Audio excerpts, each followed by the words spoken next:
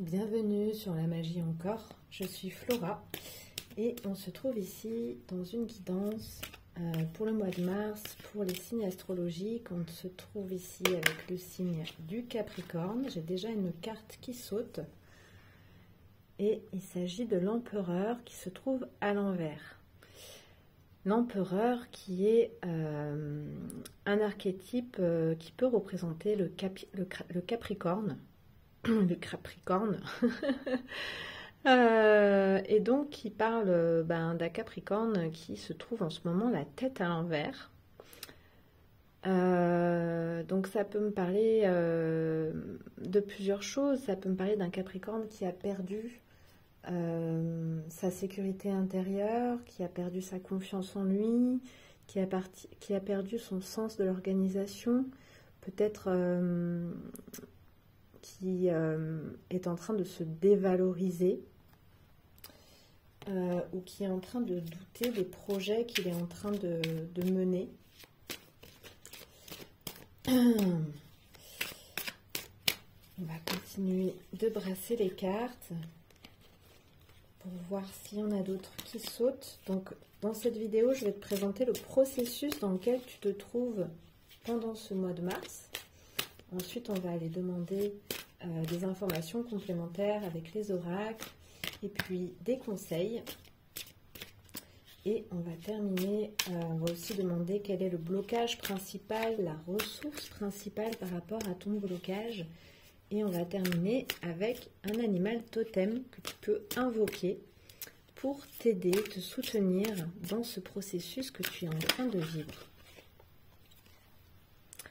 J'ai ce magicien à l'envers qui saute, qui a sauté pour le Scorpion, me semble-t-il, et pour le Sagittaire également.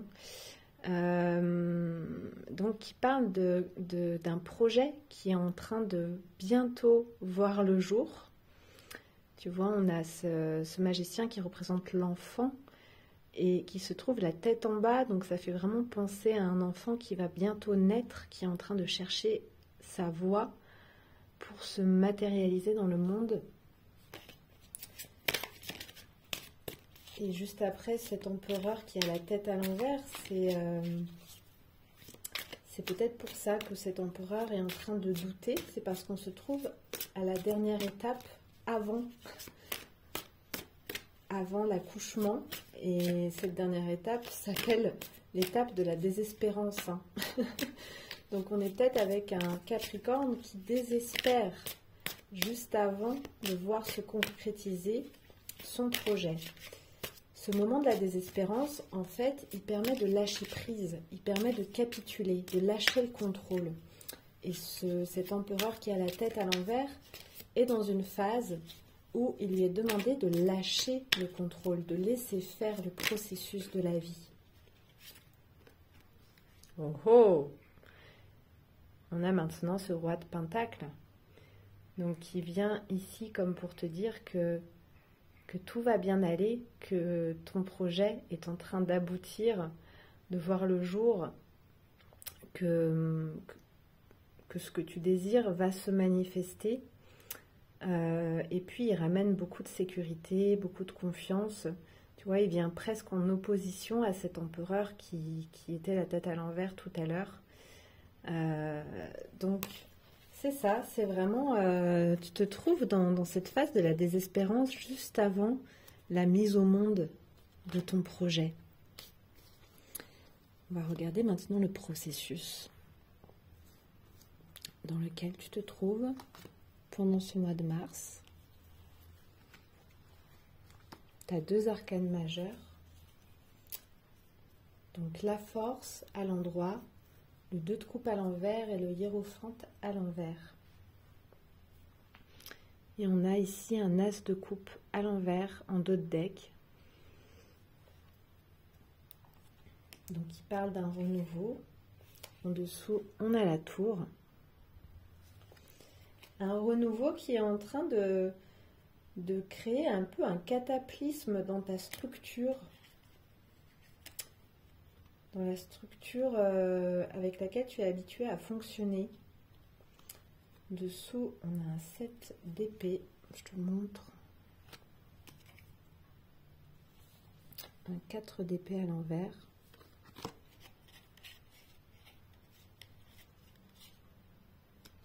Un 4 de bâton à l'envers. Oui, je suis avec un Capricorne qui est brassé dans ses bases en fait, hein, dans sa sécurité, dans ses repères. On a un roi d'épée à l'envers. Un as de pentacle à l'envers. Une reine de coupe à l'envers.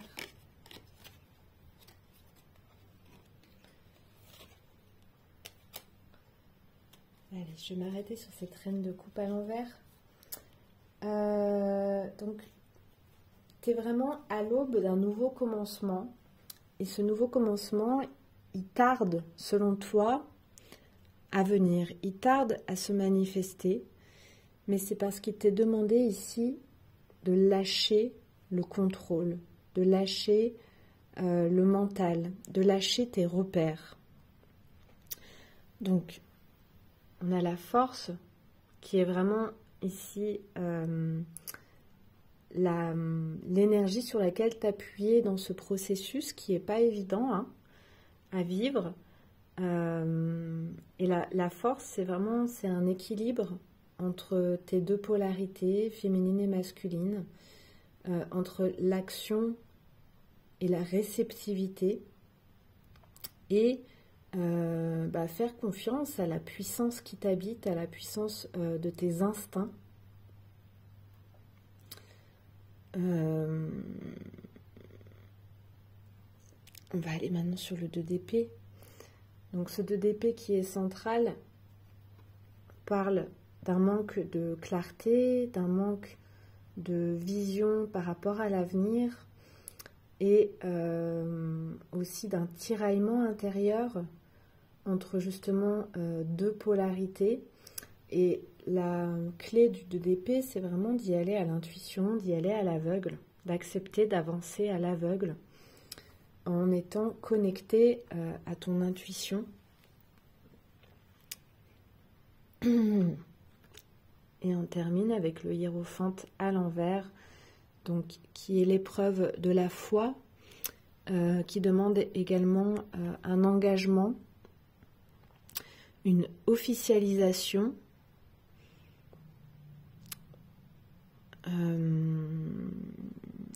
oui, le fait d'officialiser un engagement dans une direction.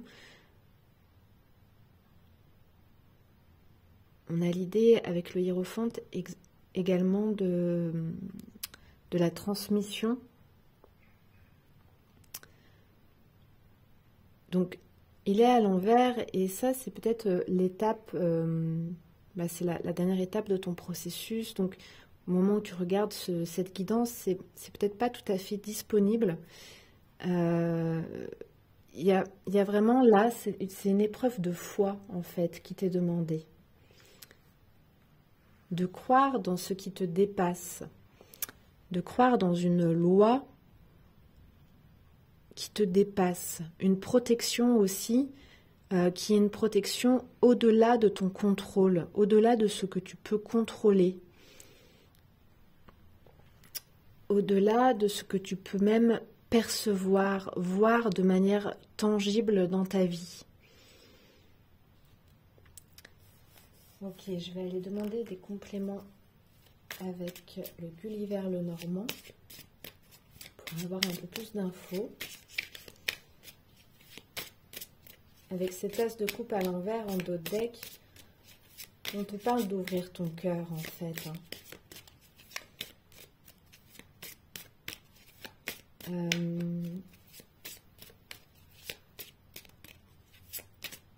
Il y a quelque chose dans ta vie qui est en train de prendre forme, de se manifester, mais pour l'instant, c'est pas encore tangible et ça te demande de croire sans voir. De croire dans quelque chose que tu ne peux pas encore prouver.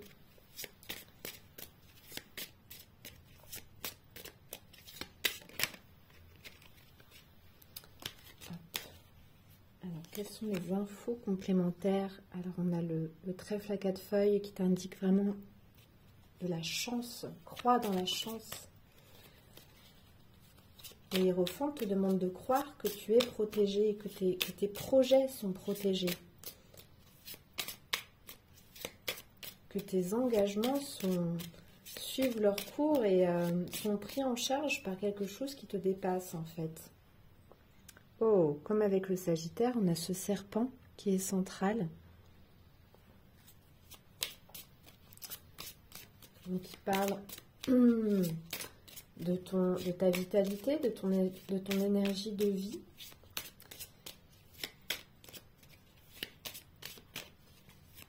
Et en dessous de ce 2 d'épée, ça parle du fait de ne pas pouvoir contrôler quoi que ce soit avec sa tête.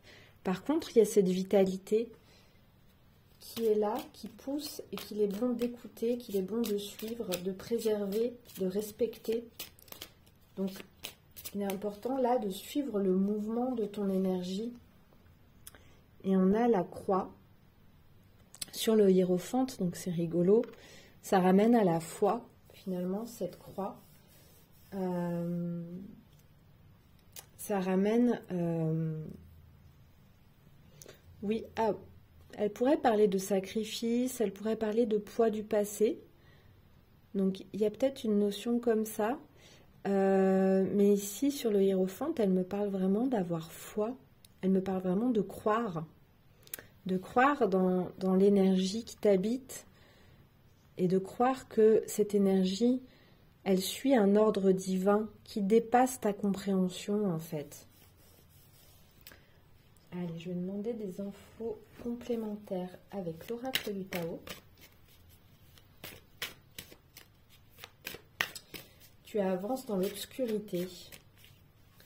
Mais par contre, tu es au contact avec ta force, avec ta puissance.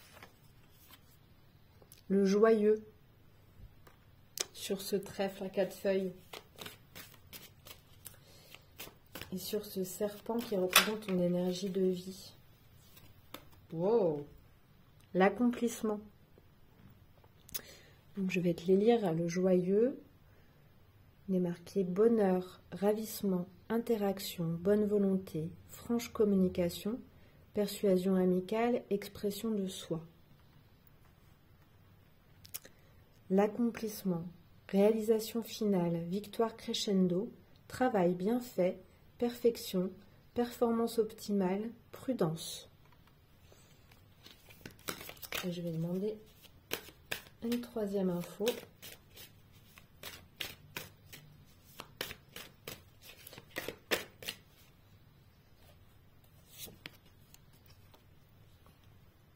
La révolution. Transformation, changement radical, abandon de ce qui est vieux pour faire place à la nouveauté, bon en avant. Donc il y a quelque chose qui tarde, mais ça va se débloquer dès que tu vas lâcher le contrôle, accepter d'être un petit peu sans dessus-dessous, parce qu'on parle de révolution. En dessous, tu as la tour, en dessous de ton as de coupe sur le dos de deck.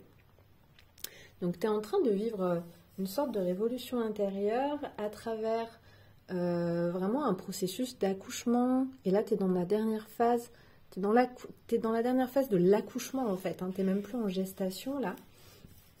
Donc, c'est quelque chose qui est vraiment en train de bouleverser ta structure, de bouleverser ton fonctionnement habituel, de te demander de lâcher le contrôle. À partir du moment où tu vas accepter de lâcher le contrôle sur ce que tu es en train d'accomplir, eh ben, il y a une énergie qui va se libérer, ton projet va se réaliser et ta joie va redevenir disponible. Reste au contact vraiment ici de ton énergie de vie, de ta vitalité. Suis le flux de ton énergie de vie. Suis tes envies, en fait, si je le dis autrement. Hein. Sois confiant et laisse-toi guider par ce feu intérieur qui t'habite.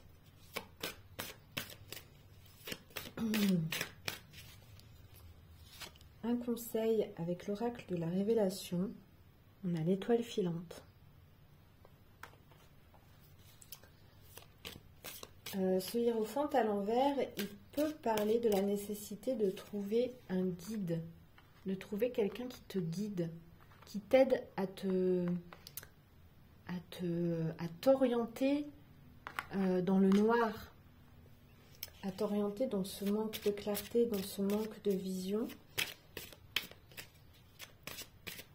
Donc de trouver, de suivre aussi une lumière extérieure. On a le rêve.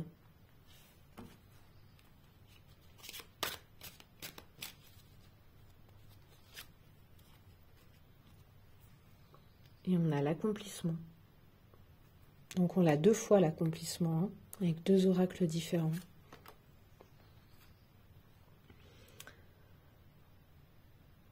Alors marque-moi les commentaires sous la vidéo pour me dire ce que tu es en train d'accomplir. Hein.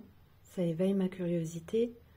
En tout cas, il y a quelque chose vraiment qui aboutit pendant ce mois de mars, qui va peut-être un petit peu tarder. Mais tu peux trouver à la fois une guidance intérieure. Les rêves ont leur importance. Ce que tu es en train d'accomplir est certainement en lien avec un rêve que tu portes en toi. L'étoile filante te rappelle qu'il y a une guidance intérieure avec ton énergie de vie qu'on a eu avec le serpent et puis qu'on a avec la force, d'accord? Mais il y a aussi une guidance extérieure, une protection. Tu es protégé, tu as des guides. Et donc il est temps peut-être aussi de te relier à ce qui est plus grand que toi, à ce qui te dépasse, à ce qui est hors de ton contrôle et de remettre ta foi dans cette protection et cette guidance invisible, intangible, mais qui est bien présente. Je vais aller regarder ce qui bloque, le blocage principal pour toi.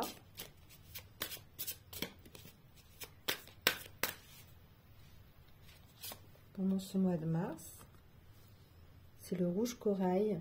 Ce qui me fonde me ramifie et me permet de grandir. On commençait avec un empereur à l'envers. Hein. Donc, tu es en train de vivre un moment avec également la tour, hein, comme je te l'ai déjà dit, qui te bouscule dans tes fondements, dans ta structure, dans tes repères habituels. Donc, fais confiance. C'est juste pour te restructurer autrement. Tu vois, j'ai vraiment l'image de l'accouchement avec cette phase de la désespérance. Et lorsqu'on laisse sortir la vie de soi, ça demande, tu vois, le bassin de la femme, ben, il s'ouvre littéralement. Donc toute la structure, même osseuse, se retrouve complètement ébranlée. Et là, il y a quelque chose de cet ordre hein, dans ce que tu es en train de vivre comme processus. Donc tu peux te sentir profondément ébranlé, mais tu vas retomber, c'est même pas retomber sur ses pattes, tu vas pouvoir te restructurer différemment et en plus en ayant porté un projet à son terme, en ayant transmis, parce qu'il y a l'idée de la transmission, transmis la vie d'une certaine manière. Ta ressource principale, c'est le bleu azur. La répétition me mène jusqu'à la transcendance.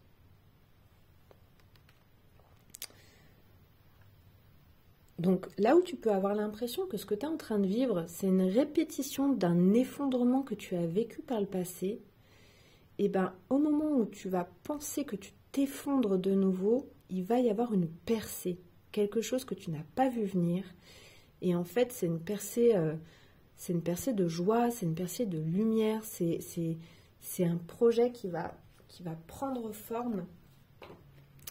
Voilà ce que je peux te dire. On va continuer avec un conseil de l'oracle des étoiles, du message des étoiles. Un petit conseil pour les Capricornes pour ce mois de mars. C'est la carte de l'effort.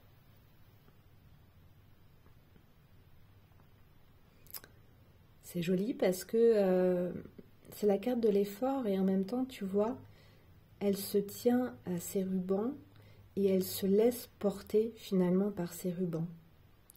Donc ici, l'effort, ça va être vraiment de continuer de croire Tu as la force d'ailleurs qui est là. Tu as la Hiérophante. Donc de continuer de croire, d'être déterminé, d'avoir foi dans ce que tu es en train de mener. Et ensuite de te laisser porter. Un petit conseil des anges pour mes Capricornes. Tu as l'archange Uriel. Une magnifique transformation spirituelle s'opère en ce moment dans ta vie et dans ton monde. Ah oui, tu as la Hiérophante, hein, donc c'est de ça qu'il s'agit. C'est l'union du ciel et de la terre, de l'esprit et de la matière. Le cœur et l'esprit s'unissent dans un équilibre harmonieux.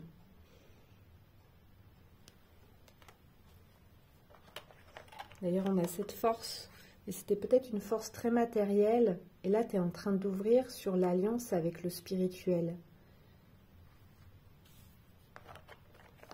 Je demande un petit conseil des fées.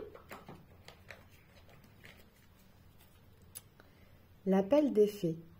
Il est urgent pour toi de croire à nouveau en la magie et de t'y connecter. Donc oui, il y a bien cette ouverture spirituelle, hein. Quitte la grisaille du mental et ressens la beauté du mystérieux. Bon, bah voilà, c'est résumé.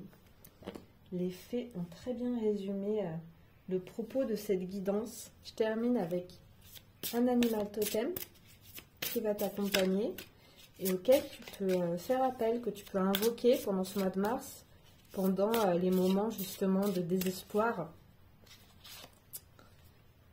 Oh!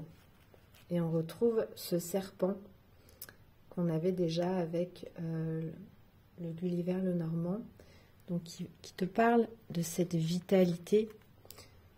Tu es en train de libérer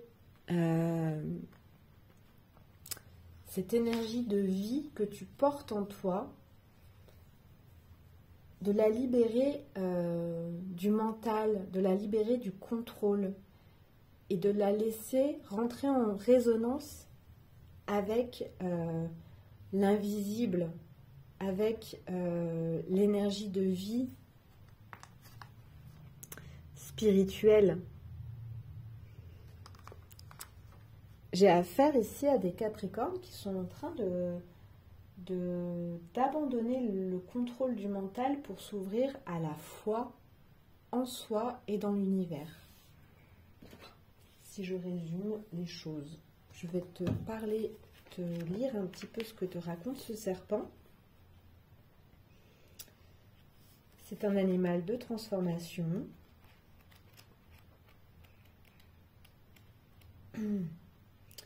Il te dit, quand tu auras dompté ton énergie vitale, tu ne lutteras plus contre les ténèbres. Tu la laisseras circuler pour faire vibrer ta lumière. Le serpent vient gêner, questionner, interroger. Il est celui qui bouleverse nos certitudes, notre confort établi. Il sème le doute au jardin d'Éden en proposant les secrets de la connaissance. Il n'impose rien, il questionne. Comment Dieu aurait-il pu te priver du fruit de la connaissance? Le serpent est le symbole de l'ambivalence, du mensonge, du mystère, mais aussi de la vérité et de l'intelligence.